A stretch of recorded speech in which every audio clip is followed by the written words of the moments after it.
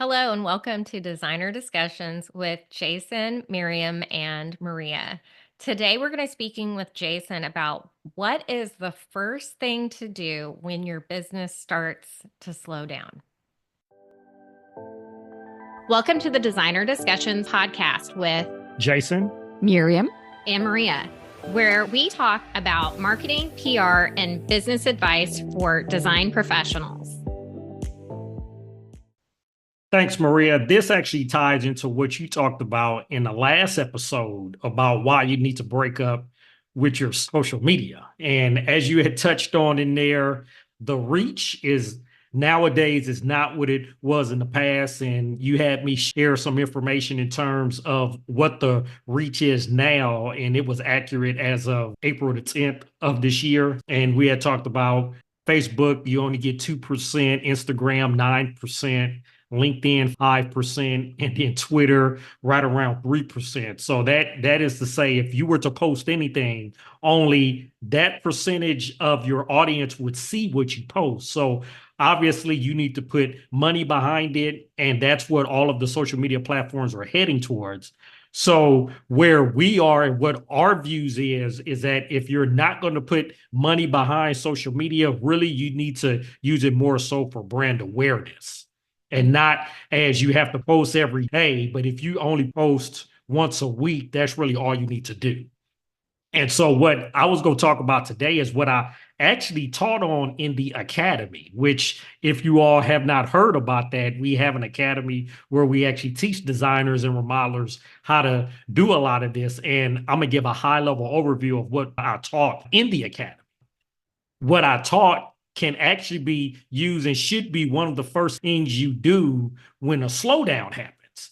And we all have been hearing about there may be a recession and what's happening with the tariffs. Nobody knows what's going to happen with the economy, but you can be proactive in setting yourself up for success no matter what happens with the economy. So what I had talked about, which I'm going to touch on today, is to do a competitor analysis over social media.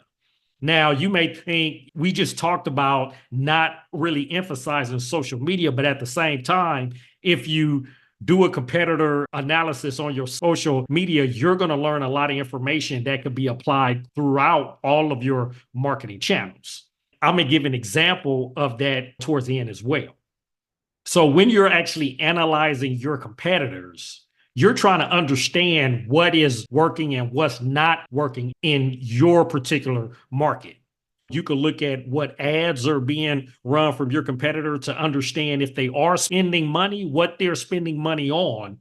And what I had touched on is if you look at what they spend, if they run ads for over 90 days, obviously the ad is working, because they're not going to continue to spend money. If they're a savvy business owner or if they're working with an agency, they know after 90 days, if they're spending money on anything, it's working. So that's one of the things that you can learn just by analyzing what's happening with the competition. You want to also look at what are they posting? Okay, what's the frequency of it? What's the engagement rate on it? Even though the engagement rate has gone down, if you have 100 either subscribers or followers and only 5% see that. And so if you have an engagement of 4 or 5 people, that means almost 100% of your audience that saw the post engage with it. So that's a good number, even though it may not look good. You have to understand how many people actually saw it. If everybody that saw that post engaged with it and you see that consistently, now you want to take a look at what are they posting about. Are they posting about projects that they're doing? Are they posting about industry information? Are they posting about their team? Are they talking about any of the community service that they've done? See what they're actually posting about and what the consistency of that is, because that'll help to tell you some information. So what I had touched on too is that you want to look at least 4 to 5 of your competitors. You want to take 2 or 3 of the competitors that you automatically know. So you're going to know from just being in the business in your own area for a while, who are your 2 to 3 top competitors. That's who you want to have in analysis. You want to also look at who the search engine defines as your competitor. So what you want to do, you want to head to either Yahoo, Google, or any of the search engines, type in the service that you provide and who are the top competitors that ends up on search. If they are not the same ones that you automatically know as your competitors, you need to add them to the list. Because even though you may not view them as a competitor, the search engines do. That's what you want to define first, is who are my competitors in this industry for the same services that I offer. Okay. Then you just want to look at, are they advertising or marketing to the same audience? You can easily look at that by looking at their website, looking at their social media accounts to see, okay, do they offer the same type of services I do? If they do, then they are actual competitor. If they do not, you may not want to include them in that list. But assuming that you have 4 or 5, now you can look at their social media accounts, not just one. Don't just look at Facebook. You want to look at Instagram. You want to look at LinkedIn. You want to look at Twitter.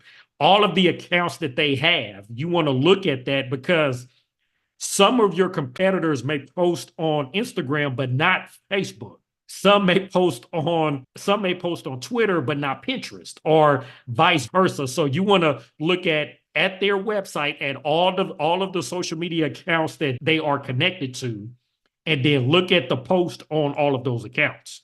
Because as you look at that, you're going to find some good information that will help you. So I would say start with 90 days back. If you have time, I say go 6 months to a year back.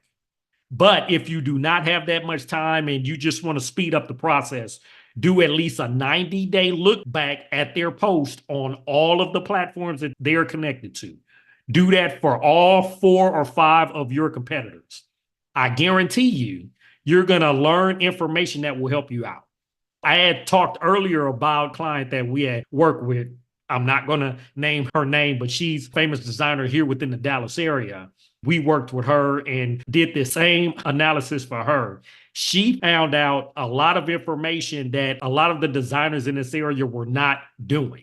She was able to do a gap analysis, which is, in essence, looking at all information, seeing where there are gaps in the industry, where there are gaps either in the service or anything that anybody's providing, and where you can add value. So she found gaps in the service providers that were her competitors where she can add value. She was able to capitalize on that. She actually opened up a new income stream that made just as much, if not more, than her designer business. And that was all from the competitor analysis. This may be like a mundane task, but if you take it seriously and you analyze the competitors, like I said, analyze the ones that you already know, 2 to 3, and then look at who the search engines define as your competitors, analyze their social media and their website, and you're going to find gaps in this information and consistencies. What this is going to also tell you, if they are posting and have a lot of engagement, you can analyze to see, are you posting with this same information to your same audience? And is this the type of content that you can add value to? And this is not only for social media. This is, you can have this on your website, so you can add blogs. You can add this to the content of your newsletter. There are different avenues that you can use this information to apply to all of your marketing strategies, not just social media. This is an amazing analysis that you need to take seriously. Maria and I taught this in the academy. If you have not heard about the academy, go to the link that I'm going to have in the show notes so you can learn more about it, because we're going to be opening it up for the next session in October. And you will be able to participate because it's going to only open in October, and we're going to close the doors. And you need to be involved because we have a lot of designers in there that are learning a lot, applying it, and growing their business. So if you want to be a part of it, look at the link that I have in the show notes. Okay. That's what I want to talk about today. And we hope to see you all here in 2 weeks on Designer Discussions. Did you know that your client learns 80% of what they will know about you before they ever contact you? Now imagine when your potential client searches for the perfect kitchen remodel. Will they find you or your competition? We can help you make sure it's you. Our Designer Discussions Academy membership with your favorite podcast hosts provide weekly steps to simplify your marketing and boost your business. Sign up at designerdiscussions.com or follow the link in the show notes. We hope you've enjoyed this episode of Designer Discussions and all of the helpful information. Subscribe to our podcast, leave us a review, and share it with your friends. We look forward to having you back next week. For more information on the podcast and the marketing studio, visit designerdiscussions.com and follow us on social media.